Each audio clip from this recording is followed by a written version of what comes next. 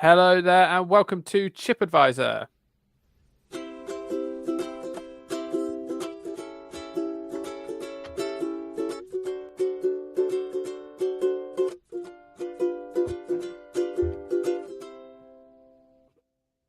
Yes, hello there. I'm Phil, and I'm here with Anthony.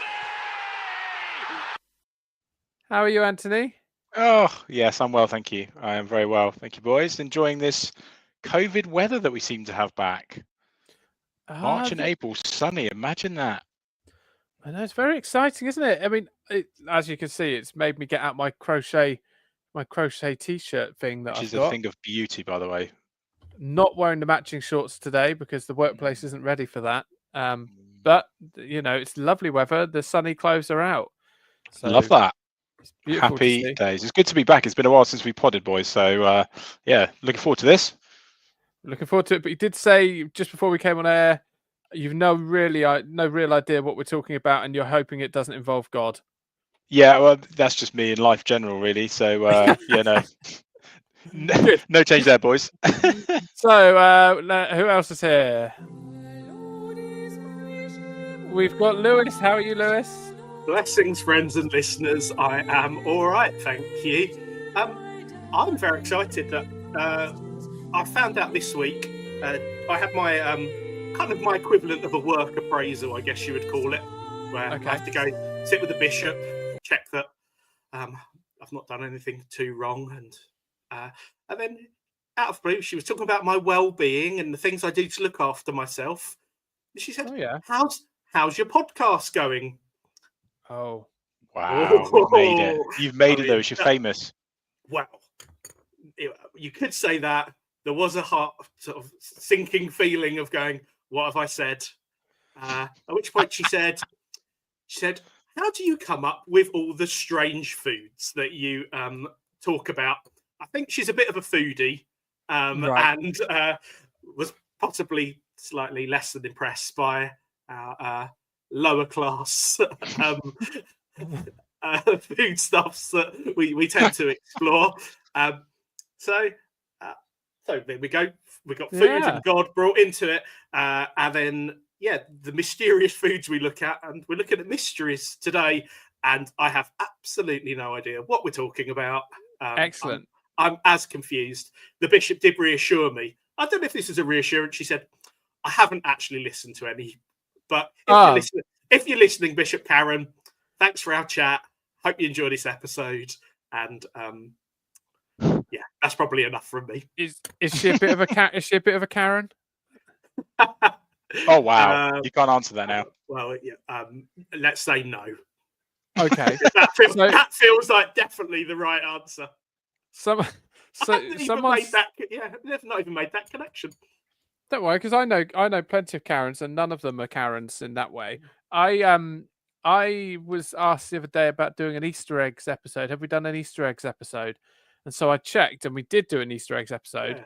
So and one of the kids couldn't sleep the other night, so I was like, well, that'll bore you to sleep, so why don't you put that on?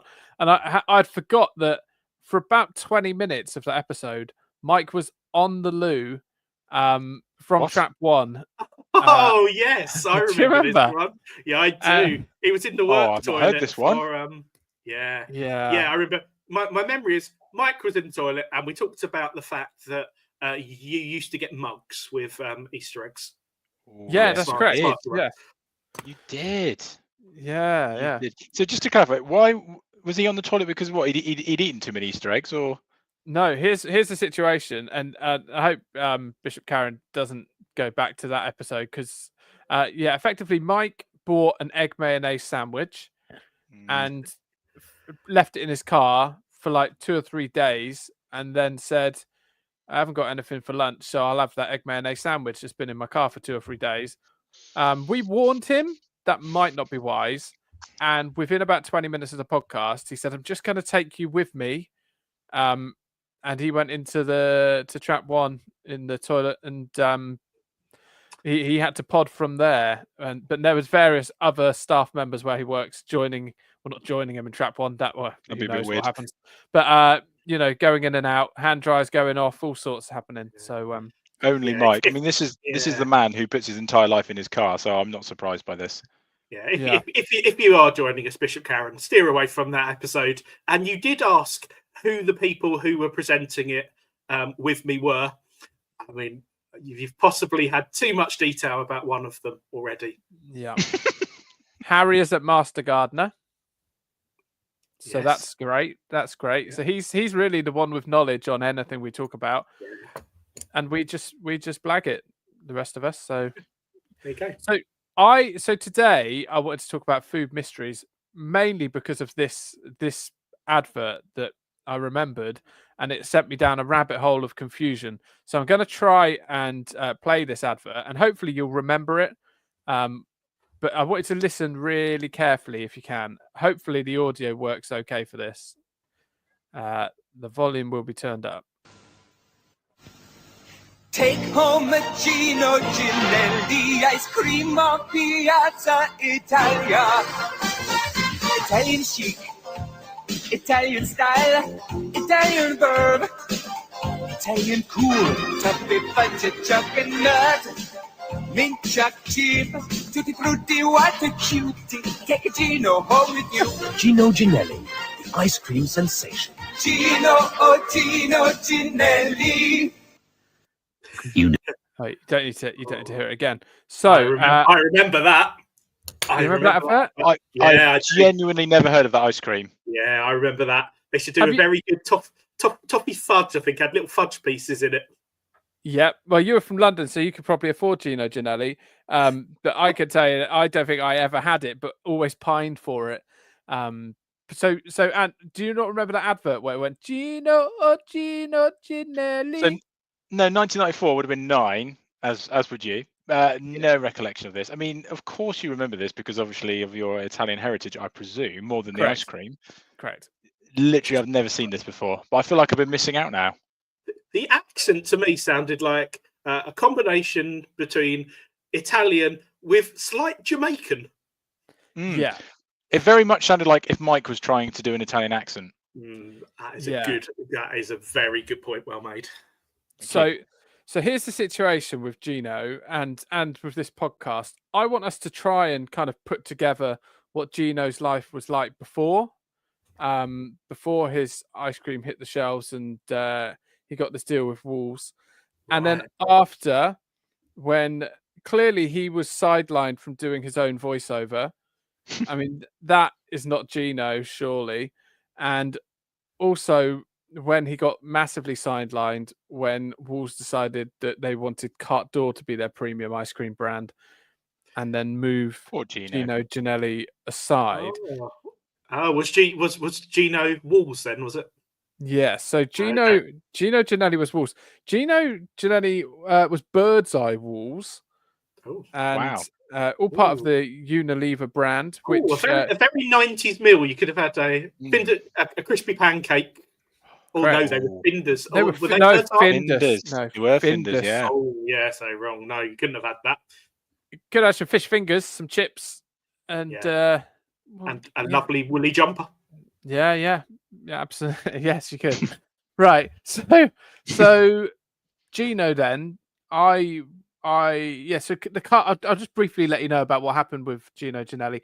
There is hardly anything on the internet about Gino Ginelli, which is why I have a conspiracy theory about him being paid hush money to not speak out. But Gino, if you look online for any sort of cult 90s thing, if you look online for citrus polos or something, there'll be thousands of websites that can tell you the backstory of citrus polos. If you look up on Gino Ginelli, there is nothing. There is no Birdseye, don't mention it. There is nothing. All that we know is that bizarrely, Gino Ginelli was both a brand of pizza and a brand of ice cream. Being Italian, he can obviously make both. They stopped the pizzas in 1997, right? But the ice cream got debunked or usurped by Carte d'Or, which I've got a lot of questions about. One, Mm. Carte d'Or, when it came out initially in the late 80s, early 90s, completely flopped over here. And so you had Gino Ginelli was in, that was like your premium ice cream or semi-premium ice cream. And then they realized that there's not really much space for the semi-premium ice cream. You either want premium or you want budget ice cream. And so that's when they decided to go big on pushing Carte d'Or, and they pushed poor Gino to one side. And that was sort of late 90s. Poor Gino. Yeah, so Gino, as far as I'm aware, comes from northern Italy. The Ginelli name is based around the Lombardy region. So that's what I know as fact as a fellow Italian. What do you reckon his childhood was like? What do you think he was into? Probably ice cream. Yeah, but what do you think his hobbies were? I'm trying to think. I mean, what did we find out? What region he was from in Italy? Yeah, northern Italy. Northern Italy. So, what would be our football teams in northern Italy? Well, he was actually not too far from Torino. Right. So possibly, growing up with maybe with a dad who was a Torino ultra. Yeah. So it could have been. Be wearing a lot of claret. Yeah. Which maybe causing a lot of claret. Yes. You know what the Italian thugs are like. But strikes me as a bit of an entrepreneur. Maybe he was out selling ice cream at the end of his drive from the age of about 6. Well, maybe in northern Italy, maybe he was because I think northern Italy is where you would that's quite mountainous, isn't it? Would you get? It is that where you have skiing resorts? Maybe he was hitting the slopes and taking a little tray strapped around his neck because he skied along the slopes and sold ice cream like an ice cream man on skis. So like a theatre-based ice cream man that was mobile. Exactly that. And he whistled a tune as he went. The Gino Ginelli advert tune. I can't believe that Ant doesn't know the Gino Ginelli advert. Like, no, I've genuinely never seen that.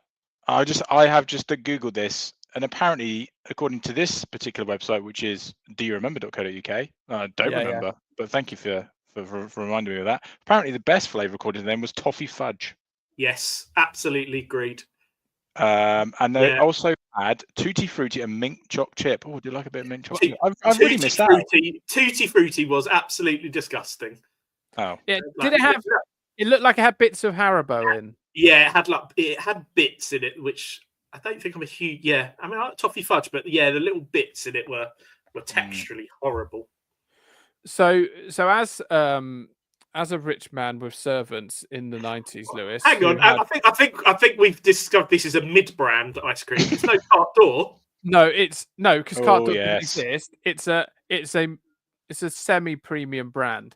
So yeah, semi-premium. I'm a semi-premium kind of a guy. This is an ice cream that do you remember? I used to remember going down to the Spa shop and getting a vanilla ice cream block. It was like in a car. It was in cardboard. Yeah, I used to love that. You used to open it out. Just cut it into slices, stick it between a couple of wafers, or if you couldn't afford wafers, bread. And then you've got a lovely, bread that you had got as a trial from a supermarket on the way round. A trial piece that Mum had nicked. Yeah. Just to clarify, you put ice cream between bread. No, of course not. No, not really. That would be. I have to question this, Phil, because absolutely nothing surprises me about the Botto family. I mean, would it be odd? Because a bread and butter pudding, I made a lovely white chocolate and raspberry bread and butter pudding once for a group of children, and they ate it all. And to my knowledge, they're all still alive. Well, that's good. Well, maybe you should try it at the weekend. They weren't podcasting from trap 2, 3, and 4 though. Maybe, Phil, this could be your task for the weekend to try ice cream between bread, and for the next pod, you can inform us of how this was. Yeah, I mean, I could. I don't think it would be disastrous because if it's white bread, then it's got quite a high sugar content anyway, and anything tastes nice in a sandwich. which to be honest, it does. I've just got. I don't want to go off the subject, and we'll go back to Gino and what his parents did for work and stuff. I mean, by all means, get thinking about that. But I've been kind of thinking about forbidden foods, and I like. Firstly, and this isn't to do with sandwiches, but I've got two forbidden foods. One is cat milk. That you can get milk specifically for cats. Yeah. That always looks quite nice. It But- isn't. Have you tried it? Have you? No, but I would imagine it isn't. As it's called, cat milk. Sounds disgusting. It's not cat. They haven't milked a cat. It's not like cow's milk. Now that would be funny.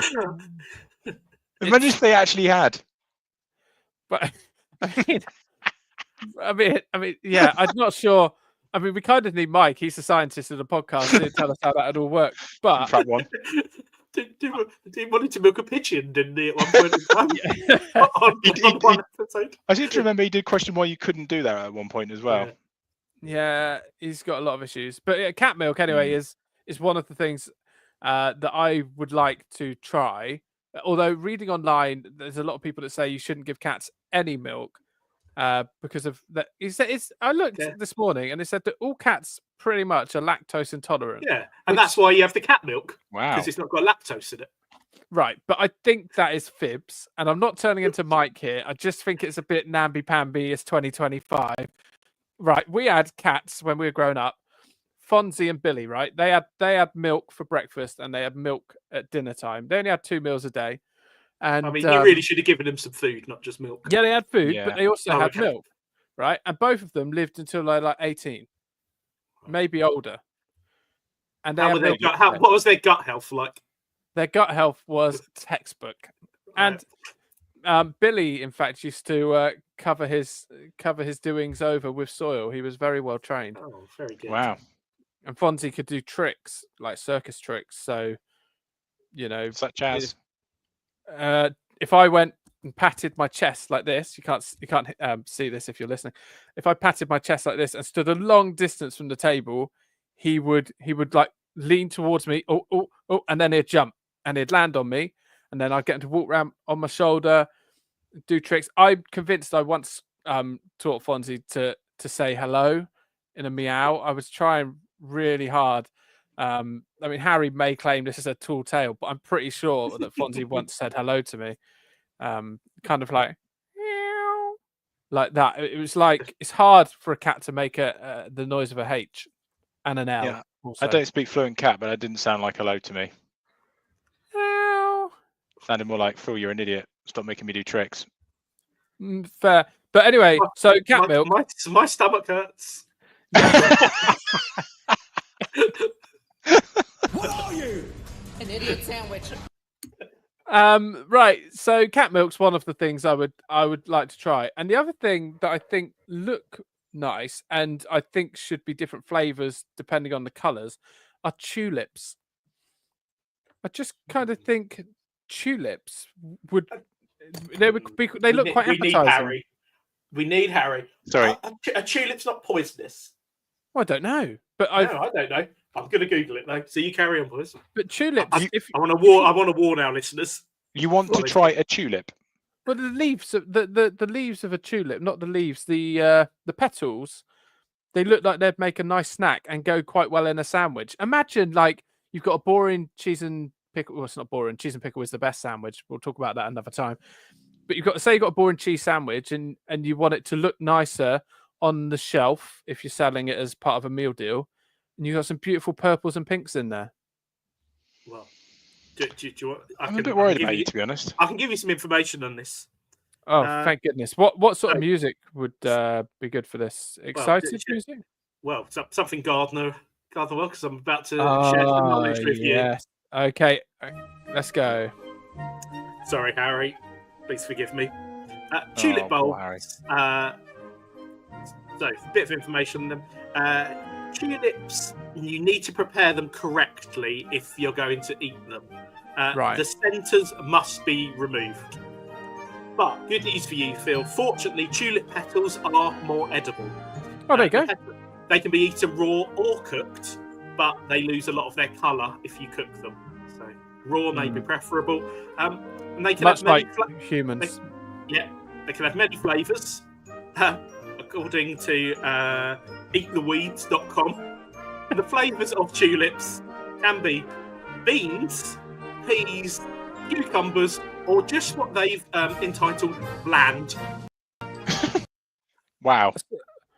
Right, a couple of things. One, as you were reading that, I've never seen Anthony look more angry. No, this is an actual thing. Two, this is great news. Yeah, so you can eat them, but be prepared for blandness. Oh, that's Wow. fine. I mean, Harry would like them, wouldn't he? He's ready salted crisps. We've got some tulips in the house, but I'm not going to go and eat them. Go on. Feels go on, like for the pod. They were a Mother's Day present, so I feel like that dear. was ages ago. That was just one petal. Just one petal. Hang on, and what colour are they? And we can guess what they'll taste like. It'll be so exciting. They're various of different colours. Okay, just grab one petal, and then we'll just have a nibble on it, and we'll guess what it's going to taste like. Okay, this is so exciting. Right. Okay, can somebody else just double check by googling that you can eat tulip petals? Because I've based this on one review called eattheweeds.com. Yeah, I've just checked. Lewis is pretty much fine. Mike is preparing track one as we speak. Okay, all right, I'll be back. I'll be back. They're in the living room. Okay, cheers. Cheers, Lewis. I mean, it feels like for you to get the full tulip experience, we'd all need a boys' trip to Amsterdam, right? I think you get a Chip different advisor on the road. In Amsterdam, you tend to get different experiences than tulips. There's other distractions. Maybe that's where Mike is now. It's hard to tell. This is exciting though. Wow, he has. Oh, right, okay. The yellow one must taste like banana. Right, I've got a few. Lewis, I've got a few questions. How much do the children love their mother that they've got them 3 tulips? Well, let's back from that. These were given out at the end of the Mothering Sunday church service. In little bundles to people as they came. So very little bundles, right? Okay, which one are you trying? Which one are you going to try first? I mean, first of all, please reassure me these are tulips, aren't they? Yeah, I think so. Yeah, I think they are definitely tulips. Yeah. So for our audio listeners, we've got a purple, a yellow, and sort of a maroon coloured one. Yeah. What do we think these ones, the different tastes relate to? Which do you want to go for first, and we'll try that. I think possibly the maroon one. The maroon one, okay. So I'm gonna. What are you thinking that's going to taste like? I'm going to carefully remove a piece of this petal. Before he tries it, what are we guessing here? Well, I have just run out of drink as well, which is. You don't need it. I think that's going to taste like salmon. Salmon. Well, I'm going to go with a fruity berry.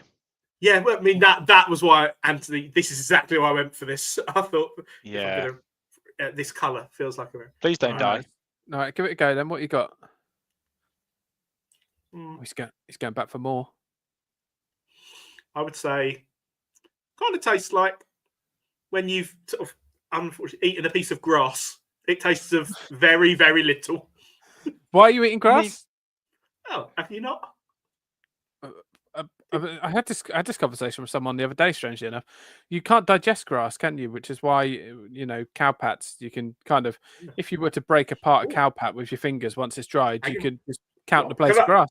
Can I just hold you there? I've just gone back in, and there's something coming. Now you're regurgitating it already. No.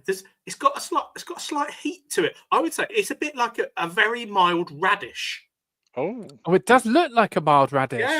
Yeah. So whether that's psychological, there is something that's a little bit warm on the palate. Okay. Yeah, that's good though, because now you've just discovered a salad ingredient. Okay. So the yellow one has to taste of lemons, please. Am I really in all 3?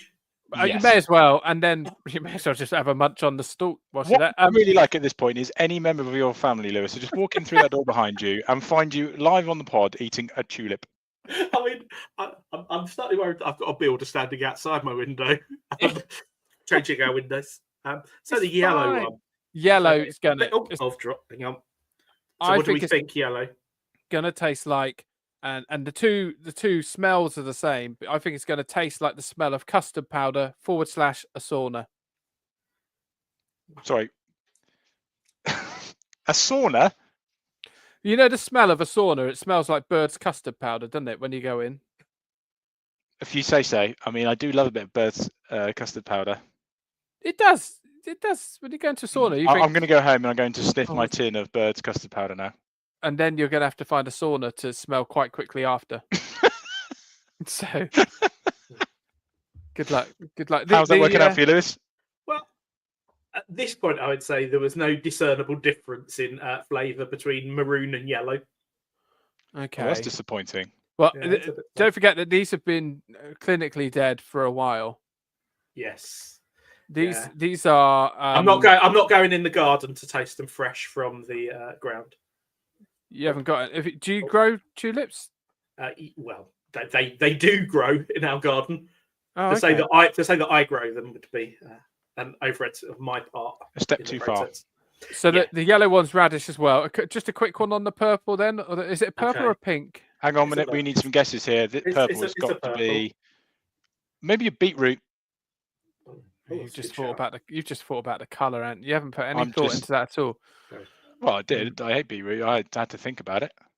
I think it's gonna taste like salt and A vinegar sauna. salt and vinegar discos.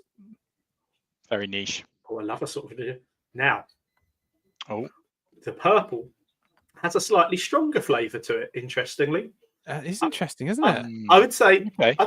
I'd say more rather than a mild radish, it would be more like a medium flavoured radish.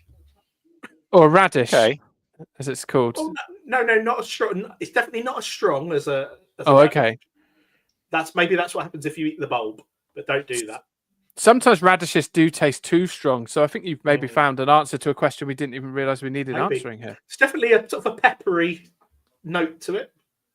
Oh, there we go. And There you go. and you know, for the rest of the pod, we'll keep an eye on Lewis. If he drops dead, we'll let you know, like audioly, and then we might have to take down the video on YouTube. We'll see. Yeah, but it was worth it for all these extra listeners that we'll gain because of this. Yeah, you know, people need to know. But I'm excited that's a thing then, because I kind of thought that you could just walk along and munch them. What's the texture like, Lewis? Because in my head they've got a bit more crunch to them than a normal petal. Yeah, no, it's still quite soft, I would say. I think you'd have to the individual, but I think if you crunch through the whole top of one, you would Yeah, get a bit of bite to it. But the petal itself is a bit on the soft side. it's not like meek, like a Busy Lizzie or something like that. Ooh, no. No. Oh, okay, cool. So Gino Ginelli then. Thanks, Lewis. Thanks. all very right. much. Yeah, how do we get from Gino Ginelli to tulips? I mean, So there is a chance Mrs. Vickers going to arrive home whilst we're recording and wonder why the tulips.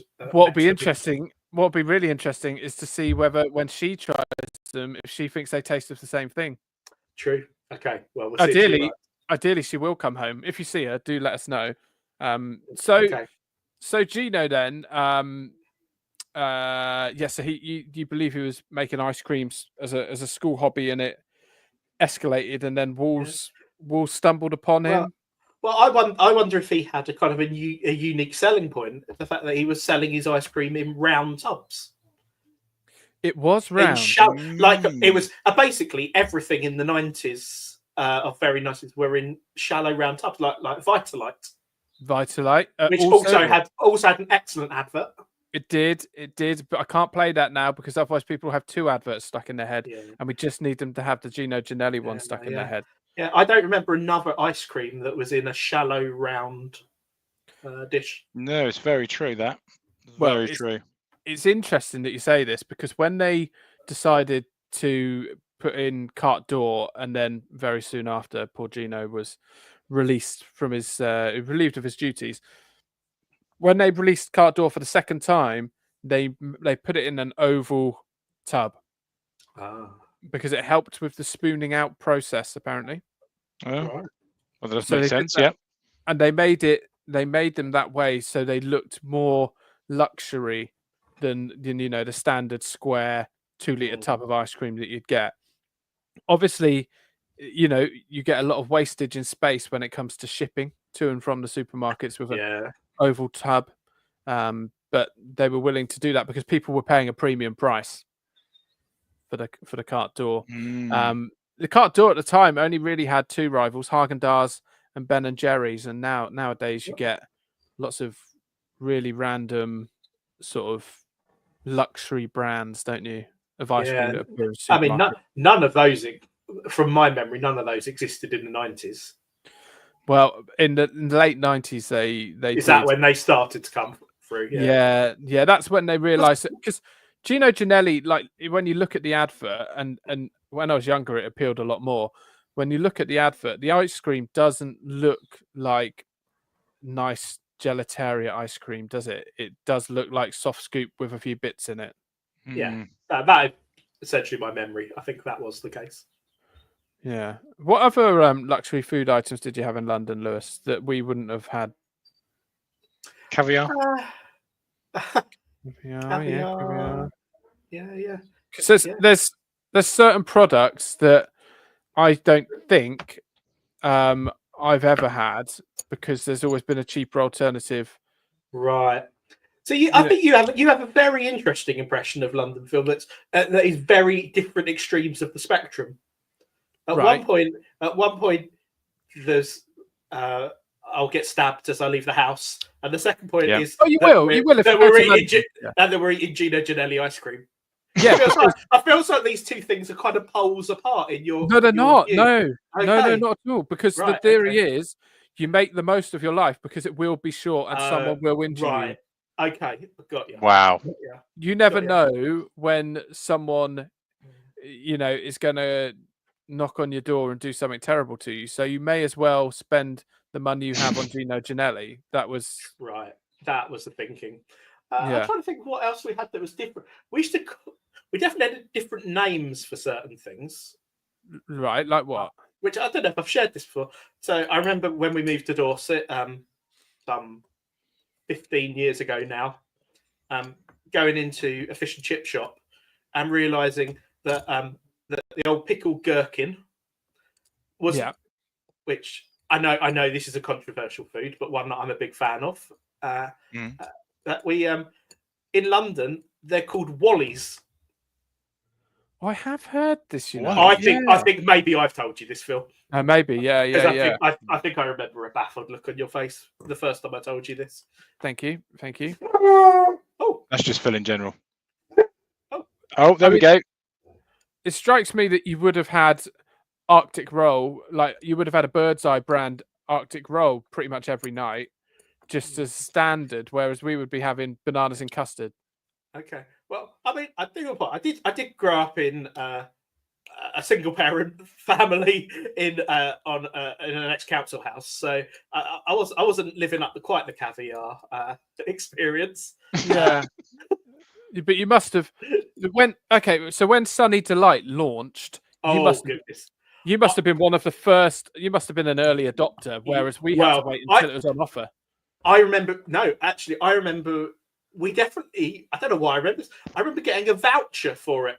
It was some sort of promotional thing where you could get it. Yeah, I remember those. Like taking in the voucher to get the thing, and then realizing this stuff is absolutely disgusting, and it's just acid. And pure acid. Yeah. Oh, okay. Well, I do have a member. Sorry, a member of my family has just walked in. So if you did hear the dog barking in the background, it was barking at my daughter. I think Emma, I know her views on this. Does she like eating tulips? Well, I was about to ask this question. Emma, Phil was asking, do you like eating tulips? We've just discovered that you can eat them. I just want to know what she thinks they taste like, Lewis. Phil doesn't want you to eat them. He wants you to describe what the different colours taste like. What does a maroon tulip taste like? That's not maroon. Okay, they can't hear you. I heard her. It's not maroon. I agree. Okay. Right, okay. This one Luke, here, to be the fair, not wearing maroon. glasses. Yeah. The not maroon. What would that taste of? I don't know. Can you give it a lick, Emma? Why would you eat it anyway? It's a great question, Emma. It's a brilliant question that we're all wondering. Has Emma ever been tempted by cat milk? We don't really have it, but in the house. But have you ever been tempted to drink cat's milk? No. No, is the answer fine. to that. No, absolutely fine. So, okay. So this is episode 53. Sorry, and I think this is quite comfortably got to be the weirdest, isn't it? Well, no, because we're solving a mystery here, but unfortunately, we haven't got to the bottom of everything. Shall I ask Emma a question about Gino Ginelli that we need for his background? She'll remember. Yeah. Okay, so can you? I mean, she's not going to remember Gino Ginelli, but what but did she might be able Gino to help us Ginelli's parents do for a job? Okay, Emma, there was an ice cream. Let's call him an ice cream man. Back in the 90s, and he did like sort of semi posh ice cream. Semi posh. And we're looking into his backstory about who he was and what he did. So he was an Italian man. What do you think his parents might have done for jobs? Well, his dad. What do you think his dad did? Why? Do never ask the question why on this podcast. Never question this podcast. Okay. What do you think Gino's dad might have done? I don't know. Well, we don't know. Just what can you think? What do you think? Does she think it's believable that he had he manufactured washers for taps? Okay. Do you think it's believable that he manufactured a part that helps to create taps? Yeah. There we Emma, go. that is entirely believable. Good. Do you think maybe his dad sold tulips while cycling around Torino on his bike? I take that as a yes. That's exactly what she thinks. Good. Thanks, Emma. That's really kind of you. Thanks, Emma. Well done, Emma. Anthony. Hello. So Gino got picked up by wolves in a freak sort of. There was a committee member from Wolves who was holidaying in Torino, and he saw this boy on his bicycle selling tutti frutti, quote, "what a cutie" ice cream, and Wolves were like, "We could get on this," and so Wolves spoke to his parents, got him a deal, started making Gino Ginelli. Gino then said, "Look, just so you know, I actually also make pizzas." So then he got a deal selling pizzas and ice cream to Wolves Bird's Eye Unilever, which literally translates into one lever. And then then the advert comes on, and he's been mugged off. Gino has been cut from the ad. His voiceover has been replaced by what sounds like Antigua Joe doing an Italian accent. Yeah, it really did. Right. How do you think he felt about that? What Well, would you do in that situation? You'd file a lawsuit, wouldn't you? Would you file a lawsuit for Antigua Joe doing the voiceover? Yeah, I think so. I think that's probably fair. Outrageous. So then I think rather than working any more with Gino, I think the relationship had gone. They soured, hadn't it, dramatically? It had soured, like ice cream that's been left out, or an egg mayonnaise sandwich that's been in a car for 3 days. Left in a hot car for 3 days, yeah. Yeah, so the relationship has soured, and I think at that point they stopped working on developing his ice cream and making it better, and then kind of in the background started work on Carte d'Or, trying to revamp then. So they got rid of him. What do you think he went on to do? I have a feeling he went on to sell bicycles. Do you? Yeah, I feel he was a man who was a specialist at whatever he did, and I think he was possibly the best bike salesman in all of northern Italy. I think you're going to be surprised at what he actually really might have done. Oh no! Did he go to prison? No. So he actually made a discovery which isn't spoken about much online because you know, they don't want to cause a storm. But he decided he was a bit of a scientist by this point because he had mixed lots of flavors, tutti frutti, choc and nut, mint choc chip. He was a scientist, and so he bought a bulk load, a whole container's worth of litmus paper from. Do you remember litmus paper from school? Yeah, I do. Yes, Yeah. that is very, very 90s. Yeah, so he just went around testing things to see if he could make scientific discoveries about acids and alkalines. And yeah, so he discovered that chicken gravy is grossly acidic, but beef gravy is alkaline. But you won't find that information online because So just to clarify, he didn't sell bikes. he didn't sell bikes. No, so Disappointing. Disappointing. So it's a big shock, and I know that some of our listeners will have had to pull over to deal with this news. But yeah, he found that this gravy was completely different. So, and it was the same for every manufacturer. It wasn't just Bisto. It was also like as designed, because by this point he was living in the UK. I should stress. Wow, he'd left Italy. Well, it was a shame, wasn't it? Because he went. Yeah. I mean, he wasn't shy in telling everyone about his new success of getting a deal with Wolves.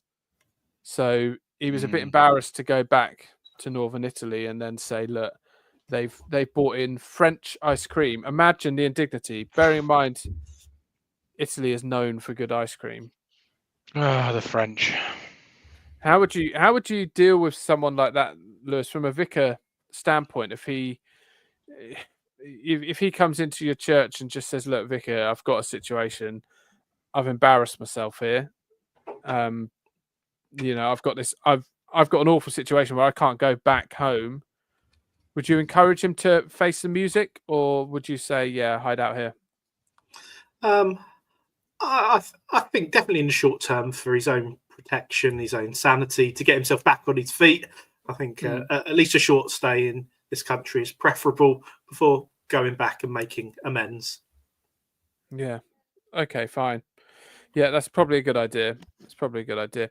But yeah, so because of he started losing it slightly. So he started petitioning that there should only be a small side on a cheese grater. So, which I'm all for, because I think the big side doesn't give you as much cheese. I think if you get a block of cheese, say 500 grams of cheese, and you use the big side of a cheese grater and then weigh that cheese, I don't think that'll weigh as much as if you'd have got the same block of cheese and used the small side. Right. So I'm with him on this. Okay. So he started petitioning outside Pyrex, which was stupid because Pyrex don't make cheese graters; they make glass cookware. Pyrex dishes. Yep. Dishes, jugs, to the point where he got a restraining order from Pyrex and eventually was imprisoned briefly. Right. And his life went very downhill because he had posters up, small side only, on cheese graters. I think he just kind of lost the plot, and it was all because of this cart door situation. It just sent him.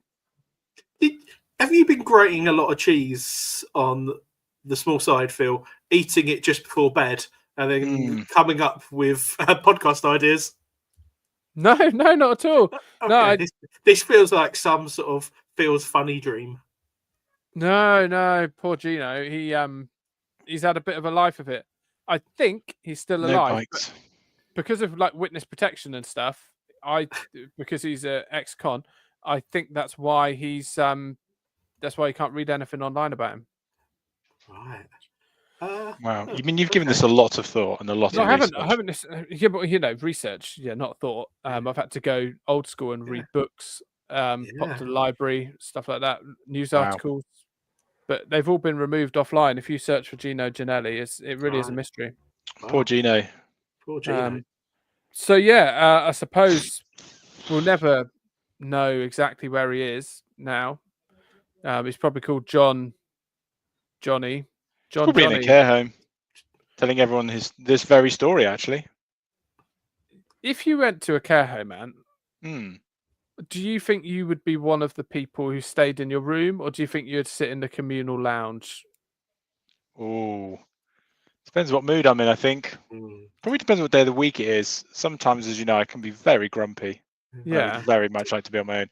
Other times, I'm feeling quite sociable. Yeah. I'd quite happily. sit in the I communal area. visit them. I visit them with work reasonably frequently, and sort of mostly in the quite often one through the communal area. And my mind is always when Mike hits that age, he is the one who's going to be running the games. Everyone's going to shut up, get out of the fray of the telly.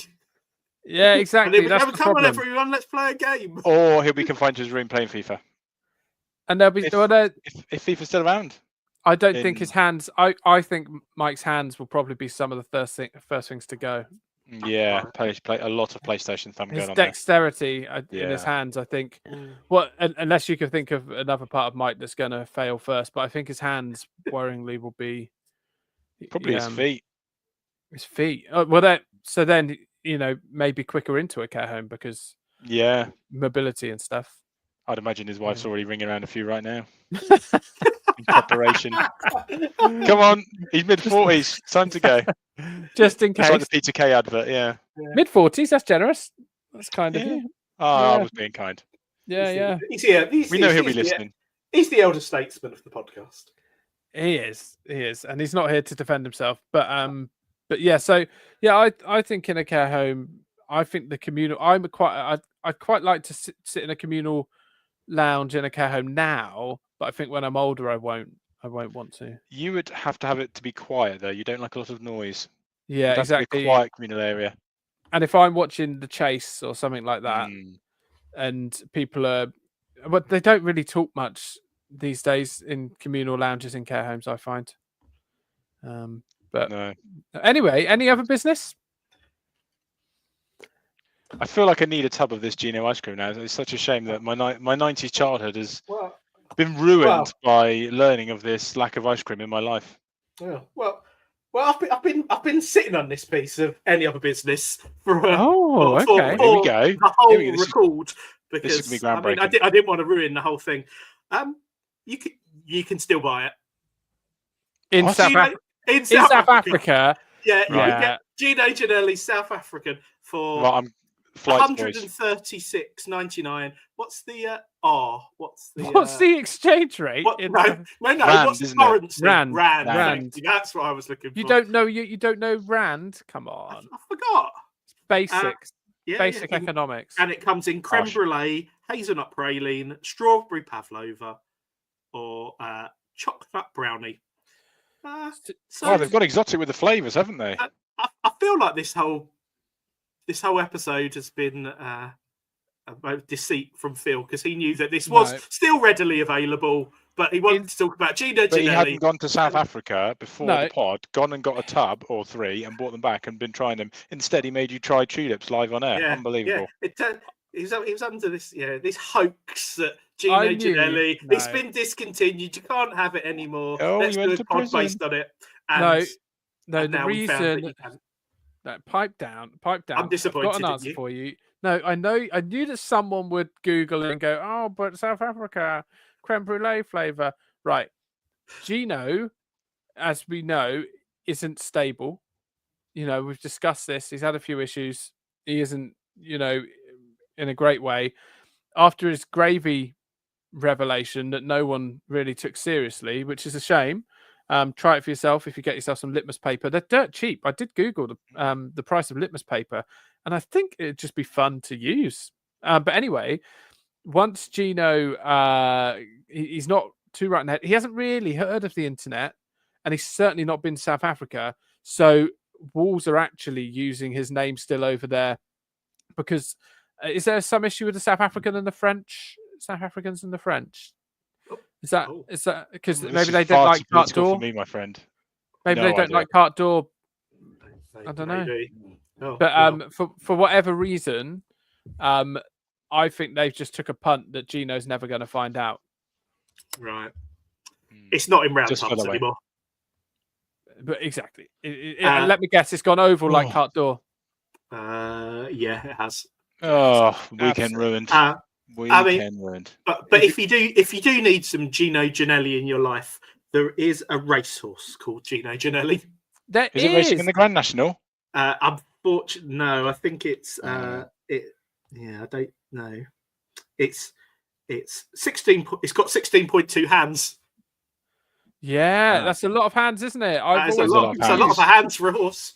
Must be very useful. Mike could probably do with that many hands because some of them are going to go. Yeah. Oh dear. So, yeah.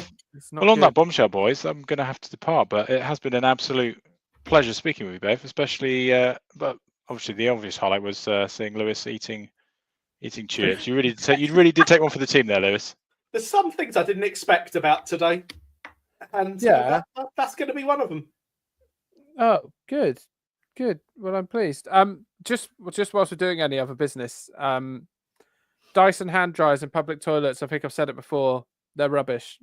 Correct. They're absolutely terrible. They're not faster because you put your hands up and down, and it just pushes the water up and down your hands. That doesn't help. I used one only yesterday. And my smartwatch went absolutely mental, telling me that the decibel level that I just plunged the watch inside the hand dryer, and that everything started buzzing. I think it thought the world was ending. It's understandable. It is a bit like it's ending when you put your hands in one of those things. What establishment were you in? I was in the real highbrow establishment of McDonald's.